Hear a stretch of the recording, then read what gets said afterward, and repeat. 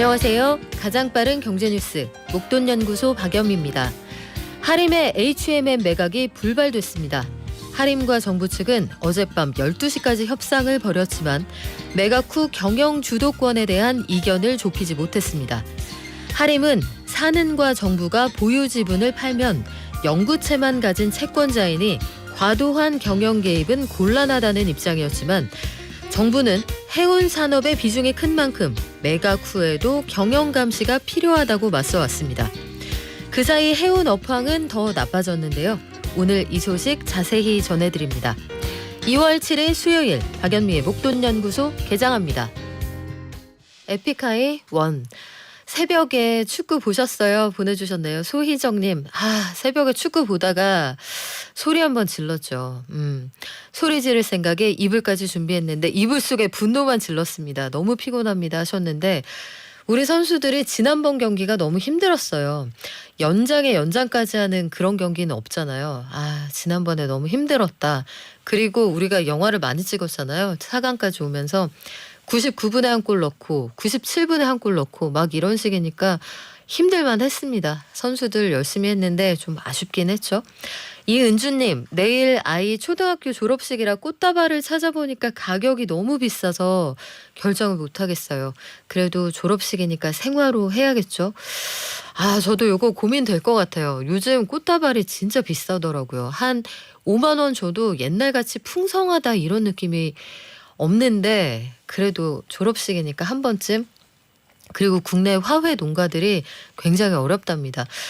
꽃을 안 주고받는 그런 분위기가 많이 생겼대요. 비싸서. 그래서 저는 그냥 큰맘 먹고 인생에 한 번이니까 어떨까 싶어요.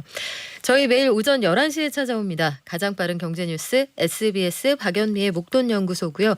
유튜브 시교라 고릴라 보라 있습니다. 유튜브 지금 괜찮은데 8009님 다시 한번 접속해 보시겠어요? 지금 전 괜찮은 걸로 확인이 되거든요. 저희 문자 소개되면 추첨해서 커피 쿠폰도 보내드리는데요. 샵 1035 단문 50원 장문 100원 고릴라는 무료입니다.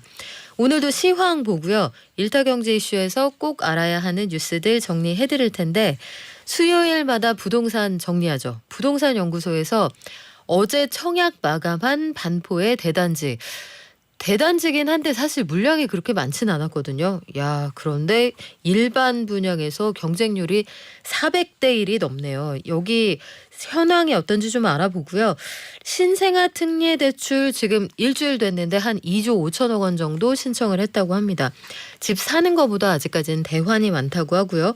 이런 상황 속에서 서울시가 사업비 51조 원 규모의 용산 개발 계획을 내놨습니다. 앞으로 시장 상황 어떻게 흘러갈까요? 부동산경제연구소 김인만 소장에게 들어보겠습니다. 국내외 시황 알아보겠습니다. 키움증권의 한지영 연구원 연결돼 있습니다. 안녕하세요. 네, 안녕하세요. 간밤 뉴욕 증시 어땠습니까? 네, 소폭 상승세로 마감을 했습니다. 기업 캐터필러와 같이 주요 기업들이 양호한 실적을 보이고 있기는 했는데 일부 연준위원들이 계속해서 매파적인 발언을 쏟아냈고 또 옐런 재무장관도 상업용 부동산 리스크가 우려된다. 이러한 이야기를 했다라는 점이 지수의 상단을 제한을 하면서 3대 지수 모두 그냥 제한적인 상승세로 마감했다. 이렇게 보시면 될 것 같습니다. 요즘 미국 지표들을 보면 도대체 이 나라가 경기가 되게 좋은 건지 그런데 고장나는 부분은 없는지 좀 헷갈리기도 하는데 일단 월가에서 미국의 경기 침체 가능성에 대해서는 어떻게 보고 있습니까? 예, 이전에 비해서 조금 많이 의견들을 철회하고 있는 상황이에요. 아무래도 지표 같은 것들이 잇따라 잘 나오다 보니까 이들로 하여금 본인들의 의사결정을 좀 바꾸게 만들고 있지 않나라고 보고 있고 실제로 지금 1분기 미국의 GDP도 4.2%대 정도로 나올 것으로 예상을 하고 있습니다. 그리고 문제가 될 수 있는 부분은 이렇게 미국에 대한 경기 전망이 좋아질수록 강화될수록 연준의 금리 인하 시점이 3월도 아니고 5월, 6월도 아니고 오히려 이제 하반기 이후로 밀리면서 이게 증시에 부담이 되지 않을까 이러한 쪽 우려들도 같이 대두가 되고 있는데 저는 개인적으로는 그렇게 보지 않습니다. 그래서 먼저 뉴욕 연은에서 공개한 신용카드 연체율 같은 경우 지금 계속해서 상승을 하고 있고 또 옐런 재무장관이 이제 상업용 부동산 우려를 표명했는데 지금 어제 뉴욕 커뮤니티 반거프 은행의 주가가 또 22% 넘게 폭락했다는 것에서 유추할 수 있는 것처럼 잠재적인 경기 개방 요인이 잔존해 있는 상태이기 때문에 저 같은 경우는 뭐 노랜딩, 골디락스 이런 것보다는 여전히 그냥 연착륙 혹은 소프트 랜딩 이쪽으로 지금 계속 그 전망으로 유지하고 있습니다. 그런가 하면 구글이 데이터 프라이버시 소송에 합의를 했다고 하는데 합의금이 꽤 크거든요. 요 주가에 반영 안 될까요? 네, 구글은 어떻게 보면 그냥 소송의 주식으로 보시면 될 것 같고 이 소송의 주식이라는 별명이 어떻게 붙을만한 것도 이 부분에 대해서는 주식시장도 어느 정도 그냥 디폴트 값으로 좀 생각을 하고 있는 것 같습니다. 그리고 뭐 이 외에도 여전히 광고와 관련해서도 반독점 소송들 뭐 올해 9월부터 있을 거다라는 좀 이야기들이 있는데 전반적으로 지금 구글 같은 경우도 이 소송보다는 이제 과연 AI 산업에서 얼마나 좀 수익을 더 낼 수 있을지 여기에 더 투자자들이 많은 관심을 갖고 있지 않나 이렇게 보고 있습니다. 대만의 세계적인 파운드리 업체 TSMC가 일본에 제2공장을 건설한다고 하는데 삼성 긴장 좀 해야 됩니까? 긴장해야 되지 않을까라고 보고 있고 지금 여기 대만 이번 최근 뉴스플로우를 보니까 TSMC가 투자한데 지금 도요타 역시 이쪽에 같이 첫 출자를 한다라고 보고 있더라고요. 그래서 도요타 측에서도 전기차나 자율주행차 등 미래차 반도체를 안정적으로 조달하기 위해서 이쪽에 TSMC의 손을 잡았다라고 좀 해석이 되고 있는 만큼 뭐 TSMC 아무래도 뭐 파운드리 쪽이어서 이쪽에서 거의 절대적인 강자이고 삼성전자 같은 경우는 이쪽에 대해서 조금 계속해서 밀리고 있다라는 분위기가 일반적인 만큼 여기 부분에 대해서는 삼성전자의 주가 리레이팅을 위해서는 파운드리 쪽에서 좀 더 힘을 쓰는 방안이 나와야 되지 않을까. 지금은 이렇게 좀 조심스럽게 생각을 해보고 있습니다. 그리고 저 PBR주가 한동안 날아가더니 어제도 좀 재미가 없었어요. 이제 네. 저 PBR주가 화력을 확 끌어올려서 올라가는 이 분위기는 끝난 건가요? 그럴까 또 생각을 해봤는데 오늘 또 저 PBR주들 다시 한번 불을 뿜고 있더라고요. 이거 같은 경우는 아무래도 어제 금융위원회에서 자본시장 정책과제 추진 방향을 공개했는데 여기서 다시 한번 투자자들에게 우리는 주주가치 제고에 힘을 쓰겠다 이 의지를 확인을 시켜줬습니다. 그리고 기업 밸류업 프로그램 같은 경우는 아마도 2월 말에 세부안이 공개될 것으로 예정이 되어 있는데 그 전까지는 계속해서 이쪽에서는 테마성 재료로 시장도 충분히 활용하고 있지 않나 이렇게 좀 보고 있습니다. 그래요. 현대차 오늘 다시 올라가네요. 4% 가까이 올라가면서 무디스 신용등급 상승 이것도 영향을 좀 줬을까요? 그거보다는 그냥 저 PBR 테마 쪽에 힘이 계속 실리고 있는 것 같습니다. 전 제가 봤을 때. 오늘 뭐 은행주들도 그렇고 다시 한번 다 주가가 불을 뿜고 있는 거 보니까 시장은 여기에 좀 주목을 하고 있지 않나라고 좀 보고 있습니다. 네, 오늘 전반적인 시장 흐름은 어떻습니까? 예, 지금 코스피가 1.6%대, 코스닥이 1.5%대 동반 급등세를 보이고 있는데 오늘 뭐 저 PBR주 말고 코스닥에서 에코프로비엠이 15%, 에코프로가 18% 이렇게 동반 폭등을 하고 있는데 이거는 좀 전에 있었던 콩콜에서 에코프로비엠이 코스피로 분할 상장을 검토한다. 좀 이런 이야기가 나오면서 전반적으로 지금 이렇게 주가가 폭등하고 있지 않나 이렇게 좀 보고 있습니다. 네, 지금까지 키움증권의 한지영 연구원이었습니다. 고맙습니다. 네, 감사합니다.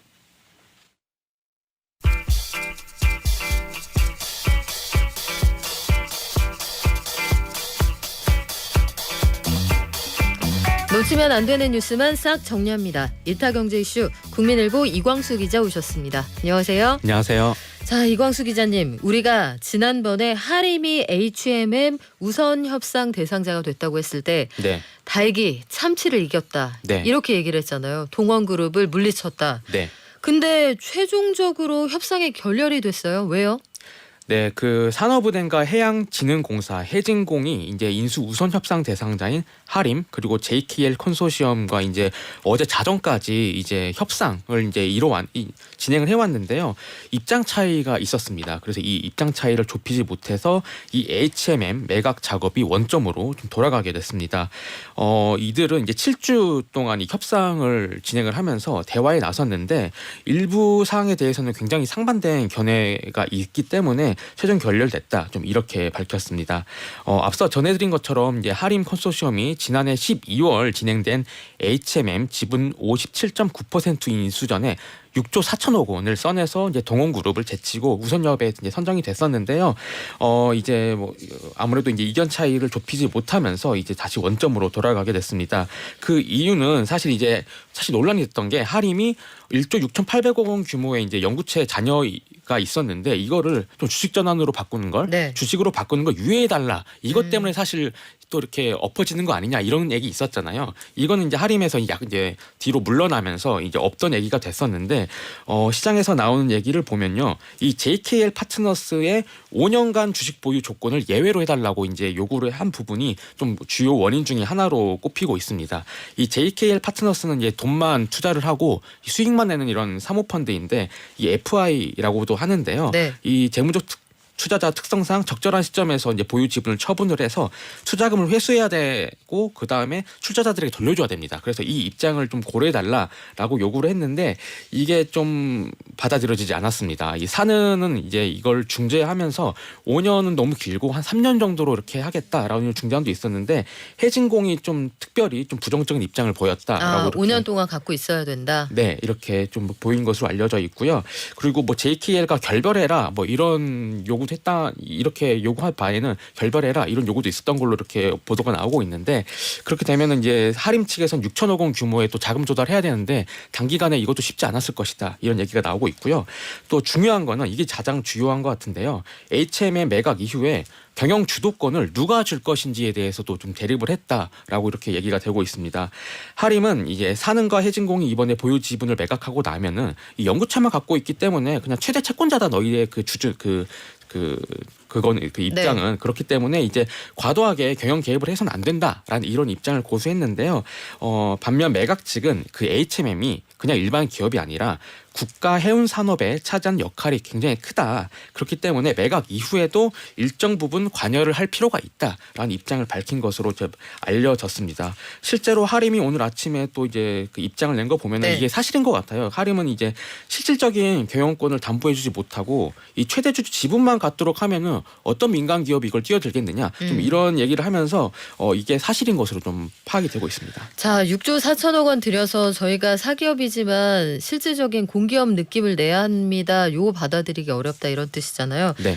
정부의 선택은 올바릅니까? 그래서 이제 앞으로는 어떻게 되는 거예요? 지금 굉장히 고민이 많을 것 같은데요. 사실 이제 다시 팔아야죠. 다시 이제 팔아야 되는데 그 타이밍이 불투명해졌습니다. 사실 이제 이게 비싸게 팔아야 됩니다. 이게 싸게 팔아도 이게 배임 이슈가 있기 때문에. 그렇죠. 네. 이제는 6조 4천억 원 이하로는 못 팔게 된 거 아니에요? 네, 맞습니다. 만약에 이것보다 싸게 팔게 되면은 그때 분명히 그때 왜 협상을 해서 이거 팔지 않고 그때 넘기지 않고 민간에 왜 이런 너네들이 안 팔았으면서 이것보다 더 싸게 팔았냐 이런 지적이 나올 수 있기 때문에 더 비싸게 팔아야 되는데 비싸게 팔려면 업황이 좋아야 된다고 합니다. 그런데 그 사이에 해운 업황은 더 나빠졌죠. 네, 맞습니다. 그래서 재매각은 너무 당연한 수순인데요. 언제 다시 재매각을 추진할 수 있을지, 그리고 이번에 좀 드러난 부분이 있잖아요. 그래서 이제 그래도 아무리 내가 인수를 한다고 하더라도 이제 어느 정도 이제 정부의 간섭을 받아야 된다 이런 것이 또 이제 시장에서 확인이 됐기 때문에 이게 재매각이 더 어려워질 수 있다 이런 분석도 나오고 있습니다. 이거 상황이 만만치가 않겠네요. 앞으로 업황이 그렇게 밝지는 않은 상황이라 요 한동안 좀 고전하지 않을까 싶습니다. 그런가 하면 고전한다고 했던 청약시장에서 메이플자이라는 아파트, 반포에는 대단지라고 하는데 여기 경쟁률이 사실 시장의 풍향계가 될 거다 이런 전망들이 있었거든요. 일단 숫자부터 좀 볼까요? 네, 1순위 청약 평균 경쟁률이 442.32대 1을 기록했습니다. 한국부동산원의 자료를 보면요, 어제 이제 진행된 메이플자이 서울 지역 1순위 청약에서 이제 81가구 모집하는데 35,828명이 신청을 했다고 합니다. 물량 자체가 81가구밖에 없었군요. 네, 맞습니다. 그 분양가 상한제가 적용되는 단지이기 때문에 굉장히 관심을 많이 받았는데요. 적용 면적 5구제곱미터 기준으로 보면은 최고 분양가가 17억 4,200만 원으로 책정이 됐습니다. 굉장히 비싼데요. 이게 사실 인근 레미안 원밸리의 동일 면적이 최근 28억 원에 거래가 된 것을 고려하면은 그 주변 시세 대비 분양가가 10억 원 가량 낮다라고 볼 수가 있습니다.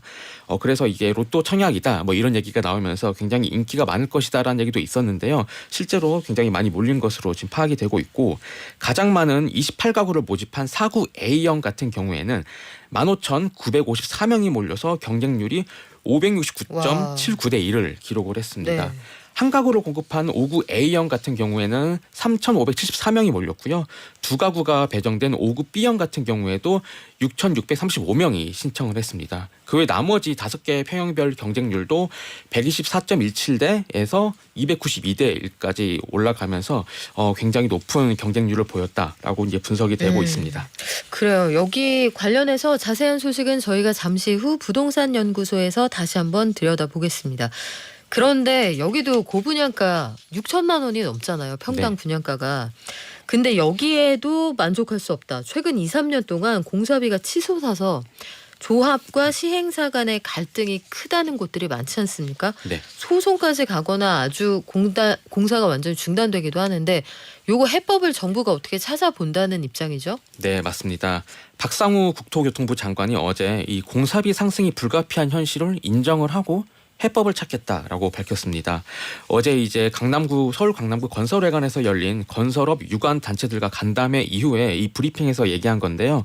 박 장관은 이미 착공했거나 계약 중에 있는 공사들이 적정 공사비를 확보할 수 있도록 생산적인 답을 내놓을 수 있도록 노력하겠다라고 밝혔습니다. 이미 지금 뭐 건자재 값이 인상되고 고금리로 공사 비용이 대폭 오른 상황이잖아요. 그래서 정부 발주 공공사업의 공사비 책정 등을 좀 현실화할 필요가 있다. 좀 이런 의지를 나타냈다라고 지금 업계에서는 시장에서나 분석을 하고 있습니다. 이 간담회에 참석한 건설 관련 협회와 업계 대표 등은 이 공사비가 인상된 것 그리고 중대재해처벌법 그리고 유동성 문제와 관련해서 어려움을 전달을 하면서 좀 해법을 마련해달라라고 요청한 것으로 알려졌습니다. 사실 이런 것들은 정부도 당장 어떻게 하겠다라고 구체적인 내용을 말하기 어려운 문제거든요. 그래서 이제 박 장관은 이 공사비 인상 문제와 관련해서는 계약 등 여러 요소를 고려해야 되기 때문에 좀 더 시간을 두고 답을 해야 할 것이라고 얘기하면서도요. 기본적으로 이제 공사비 상승이 불가피하게 발생하고 있는 현실을 인정을 하고 정부 내에서 이 문제에 긍정적인 시각을 갖고 해법을 찾아보겠다라고 밝혔습니다. 사실 이제 공공사업과 관련해서는 이 물가 상승이 이제 제대로 이제 반영이 안 되면서 이게 공공발주처의 예산 편성 관행이 문제다라는 이런 얘기가 나오면서 이제 업계에 불만이 있는 상황이고요. 이 민간 주택 건설 사업에서는 말씀하신 것처럼 이 조합과 시공사의 공사비 갈등으로 이제 재개발이나 재건축 공사가 중단되는 사업장이 좀 속출하고 있는 상황입니다. 그리고 어제 중국 증시는 오랜만에 많이 올랐어요. 네. 5% 전후로 급반등을 했는데 무슨 일이 있었습니까?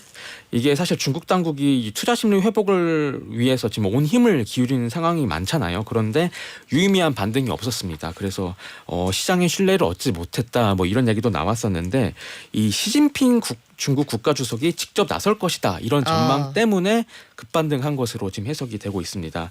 이 블룸버그 통신이 어제 현지 시간으로 6일 보도한 건데요. 이제 시진핑 국가주석이 증시 폭락과 관련해서 중국 당국의 보고를 받았다 좀 이런 얘기가 나오고 있습니다. 그래서 사실 이제 시진핑 국가주석이 이제 이 보고를 받고 나서 그 이후에 새로운 조치를 내놓을 것인지 말 것인지는 사실 알 수가 없지만 아무래도 나서지 않겠냐 이 보고를 뭐하러 받았겠냐 좀 이런 얘기가 나오면서 이 중국 증시가 간만에 굉장히 급반등했다 좀 이렇게 얘기가 나오고 있습니다. 그리고 어제는 그 사실 중국 정부는 그 지난달부터 이제 공매도를 굉장히 제한하는 조치를 내놓고 있잖아요. 그런데 어제 더 이걸 강화하는 추가 조치를 내놓기도 했었고요. 이 중국 국부펀드가 이 주식 ETF 투자를 확대했다. 좀 이런 소식도 있었고 이런 여러 소식들이 좀 겹쳐지면서 중국 증시가 이제 급반등에 성공했다. 좀 이런 분석이 나오고 있습니다. 그래요. 중국 당국이 증시를 끌어올리기 위해서 정책을 연끌하고 있다 이런 생각이 드네요. 공매도를 제한한다고는 한 번도 얘기를 안 했습니다. 그런데 주식을 빌려주는 걸 못하게 하겠다. 그리고 이 재미있는 표현이 있더라고요. 악의적인 공매도에는 무관용 원칙을 적용하겠다. 공매도는 보통 하락하길 바라고 하는 거니까 네. 뭐 악의는 아니지만 하락에 베팅하는 건 맞거든요. 이에 대해서 좀 더 강화된 입장 어떤 게 나올지 좀 지켜볼게요. 고금리 속에서도 미국의 경기는 참 좋습니다. 전 세계 증시 시가총액의 한 절반을 미국이 차지하고 있는 상황인데 과열에 따른 경고음도 나오고 있다. 어디가 그런가요? 네, 미국 뉴욕 연방준비은행이 이제 발표한 건데요. 지난해 4분기 미국의 신용카드 연체율이 6.36%로 1년 전보다 무려 2.35%포인트 상승했다고 밝혔습니다. 이게 사실 어느 정도 수준이냐면요. 금융위기 여파가 남아있던 2011년 2분기 그때 당시 6.9%였는데 그때 이후로 12년 만에 가장 높은 연체율을 지금 보이고 있다라고 분석이 되고 있습니다.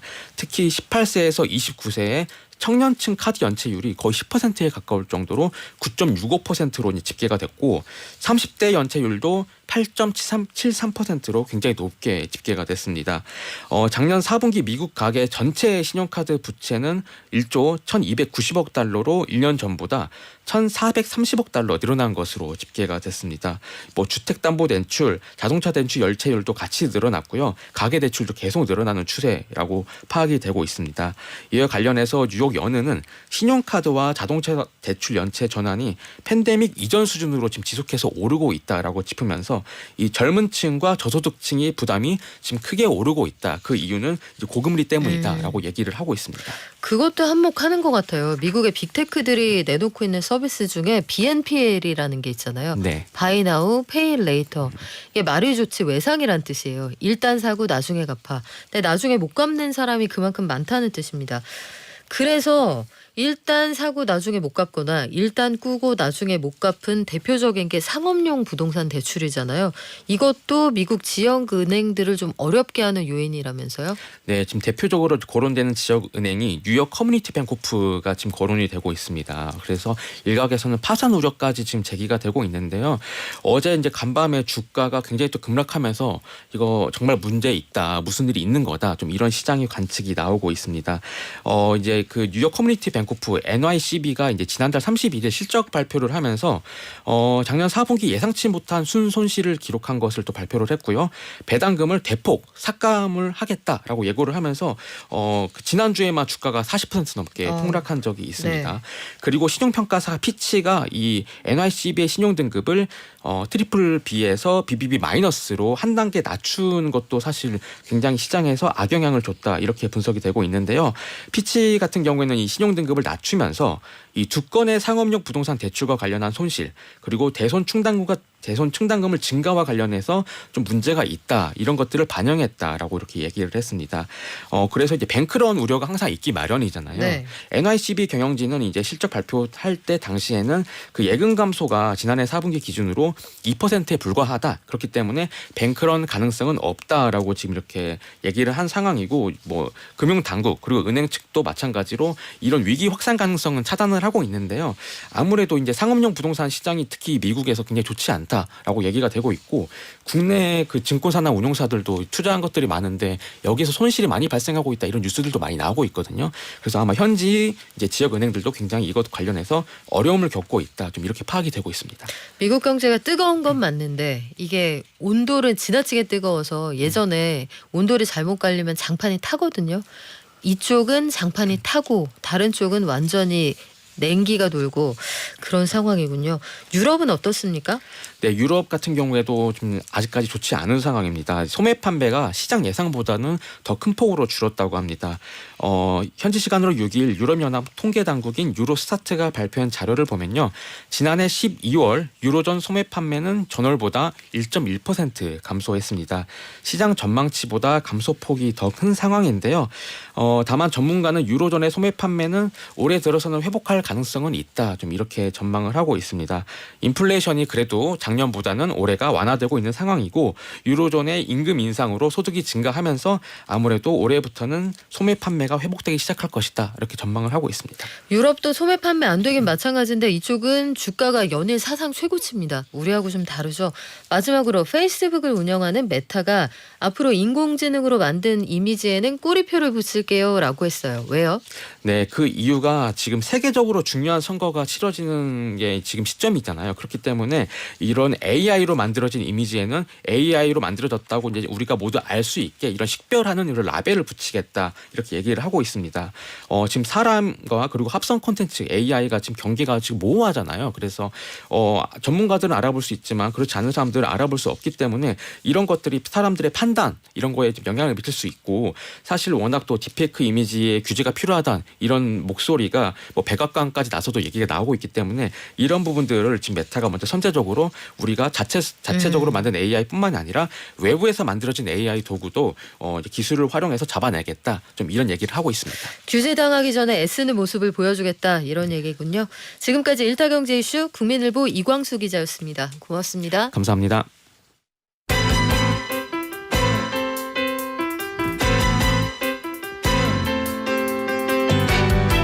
지난해 10월 이후로 줄어들었던 아파트 거래량이 늘어나고 있다고 합니다.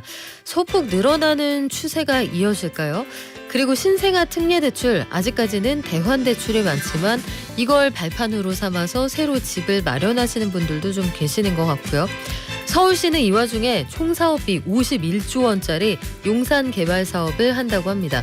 한 주간의 부동산 현안들 부동산경제연구소 김인만 소장에게 들어볼게요. 안녕하세요. 안녕하세요. 소장님, 우리 제일 따끈따끈한 소식부터 한번 전해볼까요? 네. 청약시장에서 이 동네가 어떻게 되는지 보면 이 시장의 투심을 가늠할 수 있다라고 했었는데 네네. 반포의 메이플자이라고 하는 대단지 아파트. 하지만 일반 분양이 굉장히 적었던 이곳에 네. 사람이 굉장히 많이 몰렸네요. 뭐 당연히 몰리지 않을까. 우리가 한번 소개는 해드렸는데요. 네. 기대 이상으로. 저도 많이 몰릴 거라고는 생각을 했는데 제 기대를 좀 뛰어넘은 것 같습니다. 예상치보다 높습니까? 제 예상치보다는 높습니다. 이게 뭐 좋은 면적이 안 나왔어요. 전용 84도 안 나오고요. 전용 59도 2층밖에 안 나오고 구조도 뭐 그렇게 좋은 건 아니었는데도 그것도 한 세 집밖에 안 나왔잖아요. 네, 맞습니다. 특별 공급이 81가구, 총 162가구 모집에 특별 공급이 81가구, 일반 공급이 81가구. 물량도 많지 않았고요. 그러니까요. 특별 공급은 또 조건이 까다롭잖아요. 뭐 생애 최초, 신혼부부 이런 조건이 있어야 되는데 81가구 모집에 만 18명. 와. 와우, 10,000명. 123.7대 1. 특별 공급이 이 정도면 평균이 이 정도니까 굉장히 높게 나왔고요. 유형별로 보면 생애 최초가 460대 1. 와, 생애 최초. 와. 신혼부부가 89대 1이고요. 네. 노부모 부양이 36.8대 1, 다자녀가 17.6대 2, 기관 추천이 3.8대 1. 그러면 우리가 여기서 또 전략을 좀 짤 수는 있죠. 그러면 기관 추천이 가장 유리하구나. 근데 쉽지 기관 않죠. 추천이라는 게 뭐예요, 대체? 여러 가지 유형이 있는데요. 뭐 예를 들어서 탈북자들도 기관 추천에 해당이 됩니다. 그래서 탈북이 되면 물론 무조건 되는 건 아니고요. 네. 해당 기관에서 추천서를 써줘야만 그 되는데 어떤 사람 써주는 거예요, 그 기관에서? 저도 좀 받고 싶은데요. 그 기준까지는 잘 아니, 한 모르겠습니다. 번도 만나본 적이 없어서 그 근데 있다고 합니다. 일상생활에서. 생각보다 네. 탈북자들도 이게 기회가 있다라고 하더라고요. 아니요, 저도 꼭 비단 그 탈북하신 분들뿐만 아니라 여러 가지 유형이 있습니다. 기관 추천으로 물량을 받았다는 사람은 사실 일상생활에서 만나본 적이 없어요. 확률이 그렇게 물량 자체가 많지는 않습니다. 이게 만나보는 게 굉장히 희귀할 정도인데 아무튼 그렇고요. 다자녀가 17.6대 1이니까 다자녀분들이 생애 최초보다는 유리합니다. 다자녀 노부모 부양에 좀 더 적극적으로 공략하시는 게 좋을 것 같습니다. 아니 근데 아까 잠깐 분양가 얘기를 했지만 분양가가 6,800만 원이란 말이에요. 네네. 그러면 이게 금수저 특공이라는 말이 나올 만한 한 것이 아이가 많으면서 가점은 되게 높으면서 현금은 적어도 한 10억 원 가지고 있으면서 맞습니다. 이 조건을 다 충족하는 특공이 그렇게 많이 있을까 싶었는데 이렇게 경쟁률이 높네요. 일반 공급은 400대 1이 넘었습니다. 442대 1. 400대 1이요? 청약 통장을 사용하는 일반 공급 있잖아요. 예. 가점제로 442대 1이 나왔으니까 저는 한 300대 1 정도 예상을 했거든요. 근데 442대 1이 나왔으니까 굉장히 높고 말씀하신 것처럼 절대 가격이 높아요. 전용 59가 그렇죠. 17억이니까 네. 자금 마련을 해야 되는데 그 가격만 그렇다는 거지 이제 취득세 등등 부대 비용 생각하면 훨씬 더 늘어나죠. 올라가죠. 네. 그럼에도 불구하고 주변 시세가 3.3제곱미터당 평당 1억이 넘으니까 일단 가격 면에서 무조건 유리하니까 들어오신 것 같고요. 참고해야 될 부분은 여러 가지 제약이 있습니다. 재당첨 제한 10년 걸리고요. 전매 제한 3년, 실거주 의무 2년 걸리니까 그런 점 감안하셔서 충분히 전략을 좀 짜야 될 것 같습니다. 일반 공급은 81가구 모집에 몇 명이 몰렸습니까? 엄청나게 많이 몰렸는데요. 3만 6천 명. 아, 3만 81가구 모집에 3만 6천 명 442대 1이니까 3만 6천 명이면 실제로 3만 6천 명을 줄을 세우면은요.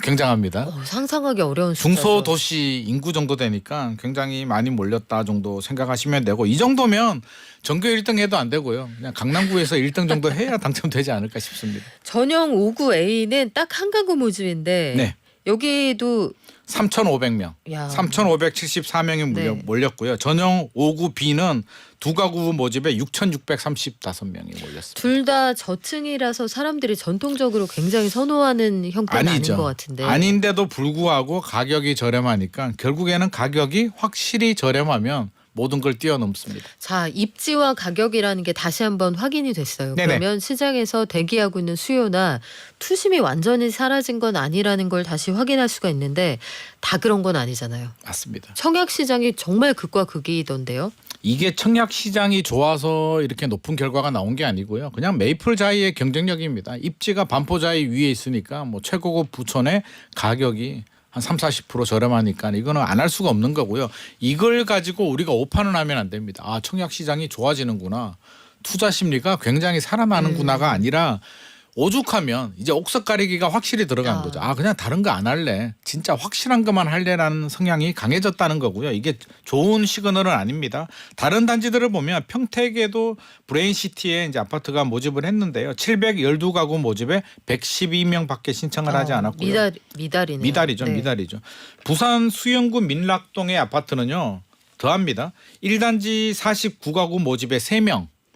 2단지 106가구 모집에 3명 신청을 했습니다. 이 정도면 뭐 거의 안 했다. 그냥 제로 정도에 가까운데요. 왜 이러냐 보니까 가격이 1단지 전용 84가 최고 12억 9천만 원 나왔다고 합니다. 낮지 부산, 않네요. 그렇죠. 네. 밀락동에.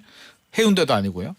2단지 전용 84는 최고 20억 6천만 원 나오니까 시장의 수요자들이 당연히 외면을 합니다. 아, 비싸다. 20억이 넘어가는군요. 그러니까요. 메이플자이보다 비싸잖아요. 펜트하우스는 80억 원? 펜트하우스는 80억 원. 그러니까 저도 요즘 돈 감각이 없어져요. 이게 80억 그러고요. 우리 얼마 전에 한강변에 나온 아파트는 뭐 160억 그러고 이러니까 이게 진짜 아니, 우리 간이 너무 커진 거 아니에요, 그러니까 소장님? 제 간이 커진 네. 건지 제가 머리가 이상해진 건지 아무튼 헷갈립니다. 자, 그래서 지금 이게 극과 극이다. 결국은 네네. 입지와 가격을 비교해서 간다. 말씀하신 것처럼 가격이 비싸면 안 산다는 게 확실하게 느껴지는데 맞습니다.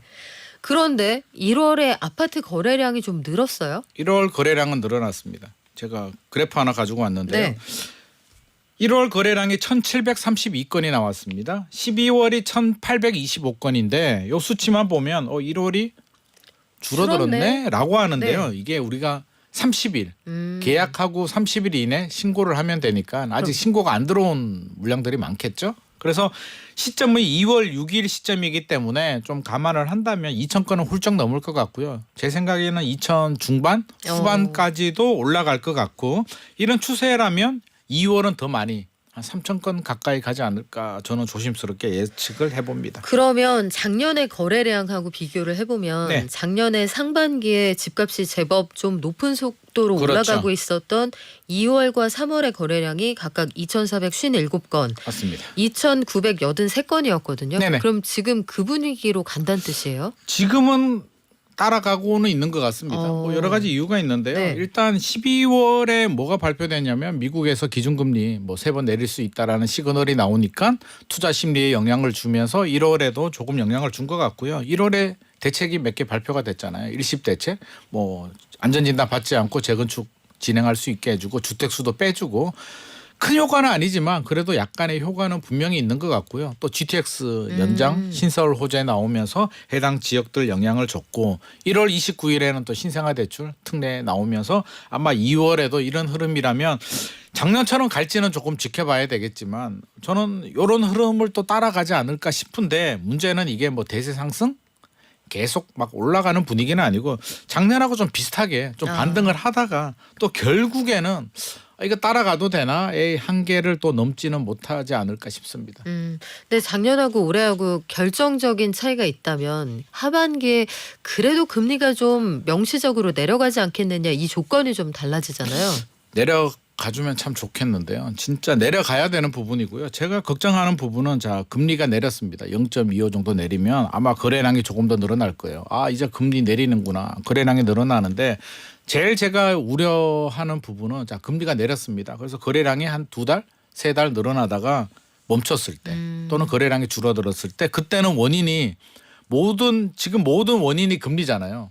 금리가 올라서 집값이 꺾였고 또 금리가 내리면 모든 문제가 해결될 거라는 나름대로의 기대감을 가지고 있는데 실제로 금리가 0.5 정도 내렸음에도 불구하고 집값이 본격적으로 반등하지 못하면 뭐가 문제지? 라는 굉장히 심리적인 좀 패닉이 올 수도 있기 때문에 그 부분에 대해서는 우리가 조금 더 신중하게 생각할 필요는 있을 것 같습니다. 그래요. 이게 대출 성향 그리고 금리에 따라서 좀 달라질 수 있을 것 같은데 작년 거래량을 보면 추석 이후에 특례 보금자리론 끝나고 네. 대출 성향이 강화되고 금융권에 그래서 맞습니다. 돈 잘 안 꿔주고 이러면서 거래량이 쭉 줄어들었거든요. 그러면 올해 우리가 받게 되는 이 1월 거래량 굉장히 중요한 굉장히 수치가 중요하고요. 되겠네요. 우리가 항상 명절 때 이제 터닝 포인트 이야기를 하는데 작년 설 이후에 이제 거래량 늘어났고요. 네. 추석 이후에 거래량 줄었는데 올 설 이후에 또 거래량이 늘어날 수도 있기 때문에 하필이면 공교롭게 또 설 추석이 항상 이렇게 또 변화를 그러게요. 줍니다. 그래요. 이게 어떤 효과가 있을지 또 설 연휴 지나고 나서 한번 봐야 할 텐데 용산에 대규모 개발 계획이 발표가 됐어요. 네네. 사실은 발표된 지는 오래됐고 네. 추진을 구체적으로 어떻게 해보겠다고 오세훈 서울시장이 현장에 나가서 네. 설명을 하더라고요. 네네. 요 내용이 어떤 겁니까? 일단 청사진을 제시했는데요. 2013년에 이제 최종 좌초가 됐고 이게 아마 기억을 하시는 분들은 아실 텐데 2000년대 중반에 단군 일의 최대 개발 사업. 그렇죠. 이게 둔촌주공 이전에 단군 일의 최대 개발 사업이 이게 원조예요. 이게 원조입니다. 네. 원조. 그래서 개발 사업이었는데 이게 무산이 됐습니다. 무산이 돼서 파급 효과가 아마 파급력이 엄청났고요. 이게 영향을 받은 분들이 꽤 많이 있는데 다시 추진한다라고 합니다. 110층 최고 110층으로 초고층 컴팩트 시티를 만들겠다는데 컴팩트 시티가 뭐냐라고 하면 뭐 우리가 알고 있듯이 이제 코엑스 같이 컨벤션도 만들고요. 호텔도 만들고 광역 환승센터도 만들고 주택도 만들고 모든 컴팩트 복합 시티를 용적률은 우리가 땅에 얼마나 높게 많이 짓느냐의 기준인데 1700%까지 올려버리겠다. 용적률을요? 예. 야. 우리가 보통 아파트는 250% 정도 줍니다. 그러니까 1700%면 어마어마한 고밀 개발을 하겠다라는 청사진을 발표하였습니다. 그러면은 이게 과거에 2013년에 좌초됐다가 다시 지금 추진이 된다고 하셨잖아요. 네네. 그때 안 됐을 때는 또 그럴 만한 이유가 있지 않았을까 싶은데요. 그때가 참 공교롭게도 지금하고 약간 비슷한 것 같기도 하고요. 경기가 비슷하네요. 네. 노무현 정부 시절에 이제 굉장히 과열이 됩니다. 부동산 시장이 엄청나게 과열이 되니까 또 모든 기대를 다 모으고 단군 일의 최대 개발 사업 용산만 개발이 되면 뭐 서울이 난리가 난다라는 분위기였는데 글로벌 금융위기가 오면서 또 꺾일 때가 됐죠. 주택 시장이 갑자기 꺾여버립니다. 건설 경기, 분양 시장, 부동산 시장 모두 다 침체가 되니까 사업 추진력을 잃어버렸죠. 그래서 시공사들이 고민하다가 결국에는 삼성물산이 발을 빼면서 최종적으로 무산이 됐고요. 그 파급 여파로 아마 건설하시는 분들 또 분양 시장이 갑자기 안 좋아지면서 아마 많은 분들이 아마 도산도 일어나고 많은 어려움을 겪었는데 그게 다시 추진된다고 하니까 또 희망을 가지시는 분들도 있고요. 또 걱정을 하시는 분들도 있고요. 이게 제대로 될까? 또 그래서 지금은 두 가지가 다 공존하고 있는 것 같습니다. 그때도 상황이 비슷했던 걸로 기억을 해요. 네네, 그때 맞습니다. 2013년 경기가 2008년 추석 때 세계 금융위기가 왔고 그렇죠. 2009년에 살짝 주택시장 반등했다가 쭉 하락했잖아요. 맞아요. 맞습니다. 근데 지금 상황도 보면은 상업부동산 시장이 그렇게 안 좋지 좋아요. 않은 상황이란 네, 말이에요. 안 좋습니다. 사업비만 해도 51조 원 이거 어마어마한 사업인데 어떻게 될 것 같아요, 소장님? 이게 서울시에서 계산이 51조고요. 최근에 건축비 올라가는 거 보면 저는 51조 가지고 안 되지 않을까 싶은 생각도 듭니다. 그래서 여러 가지 난관이 있는데 일단 PF 문제 지금 건설사들이 지금 PF에 다 발목이 잡혀가지고요. 이걸 할 수 있는 추진할 수 있는 여력 민간에서 할 수 있는 여력이 되지 않고요. 고금리가 언제 해결될지는 모르겠는데 금리가 좀 내려가야 사업이 진행이 되고 또 결국에는 분양을 해야 되잖아요. 업무 시설, 주택 분양을 해야 되는데 물론 용산이니까 메이플 자이처럼 저렴하게 해주면야 그냥 로또가 생기겠는데 이게 저렴하게 되겠습니까? 건축비 생각해 보면 분명히 고분양가 나올 거란 말이에요. 그러면 이렇게 본다면 아마 건설 회사들도 상당히 많이 고민을 할 겁니다. 사업성 측면에서는 안 나오는데 용산이라는 상징성 때문에 과연 참여를 해야 될까가 아마 고민이 될 것 같고 저는 저 개인적으로는 삼성물산이 들어가느냐가 아마 중요한 이슈가 되지 과거에 않을까. 이 사업을 포기했던. 삼성이 포기하니까 안 됐거든요. 그래서 계산에 삼성이 들어간다면 좀 타당성이 있을 것 같고 삼성이 안 한다면 좀 어렵지 않나 싶습니다. 근데 이게 상업부동산 얘기라서 사실 네. 주거용 부동산에 직접적으로 영향이 있을까 싶기는 한데 네네. 용산 일대의 집값은 올라갈 수도 있겠죠. 올라갈 수도 있죠. 전반적인 부동산 시장에는 어떤 영향을 줄까요? 이게 2020년, 2021년에 발표했으면 아마 난리가 났을 네. 겁니다. 아마 기억나실 거예요. 2018년이었나요? 19년이었나요? 그 당시 박원순 전 서울시장이 싱가포르에서 뭐 여의도, 용산 뭐 이렇게 그렇죠.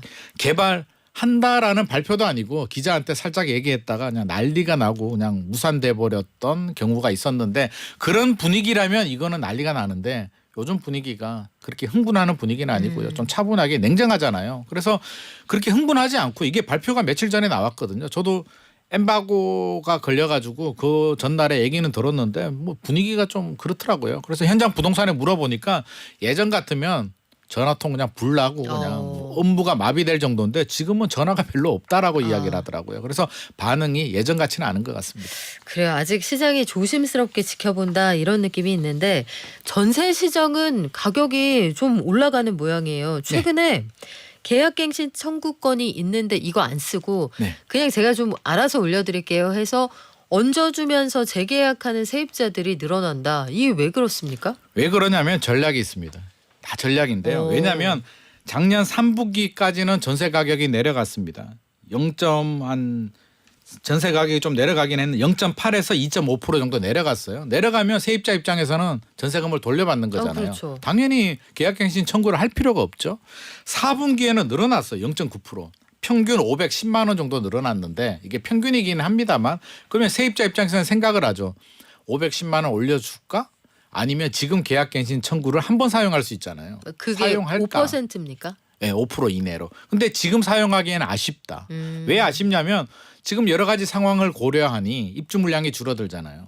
인허가 착공 물량 줄어드는 걸 보면 전세 가격 상승이 앞으로 계속 이어질 거다 하는데 아마 베팅을 하고 있는 것 같고요. 그러면 지금 500만 원 올려주고 2년 후에 5천만 원 올라갔을 때 나는 계약갱신 청구를 하겠다라는 전략이 숨어 있는 것 같습니다. 그러면 이거 통계로 한번 볼게요. 계약갱신 청구권을 사용하지 않는 비율이 실제로 어느 정도 됩니까? 사용하지 않는 비율이 3분기가 56.2%였고요. 4분기가 63.1%로 늘어났습니다. 많은 분들이 60% 이상이 사용하지 않았는데요. 아껴두시는구나. 아껴두는 네. 거죠. 그래서 갱신권을 사용한 재계약 증액 갱신 비율은 23.4%니까 한 30% 정도가 더 늘어났죠. 사용하지 않는 분들이. 왜? 아니 전세 가격이 떨어지고 많이 안 오르는데 굳이 사용할 필요가 없고 아껴뒀다가 나중에 내가 살짝 올려주고 2년 후에 많이 오르면 그때 사용하겠다라는 전략입니다. 이게 만약에 이분들이 어쨌든 이 집에서 2년 살고 네. 그리고 다시 한번 내가 좀 올려줘서 재계약을 한 거잖아요. 네네. 그러면은 그렇게 시간이 지나가도 계약갱신 청구권은 사용할 수 있는 한 거예요.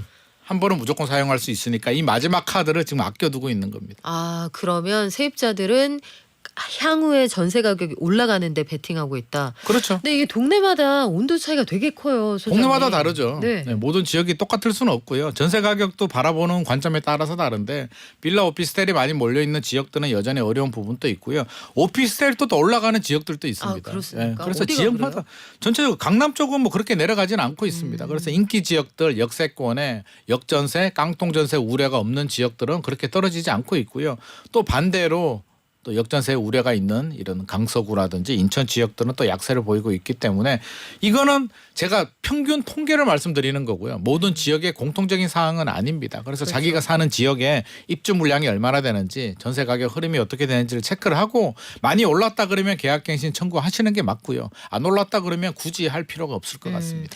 전체적으로 이게 계절 같은 것 같아요. 이게 네네. 겨울이라서 추운데 양양이나 제주도 갔을 때 가끔 되게 따뜻할 때 있잖아요. 맞습니다. 춥게 여긴 뭐가 추워 이 동네는 되게 따뜻한데 이래버리면 얘기가 안 되잖아요. 맞습니다. 전체적인 흐름 알려드리는 거고요.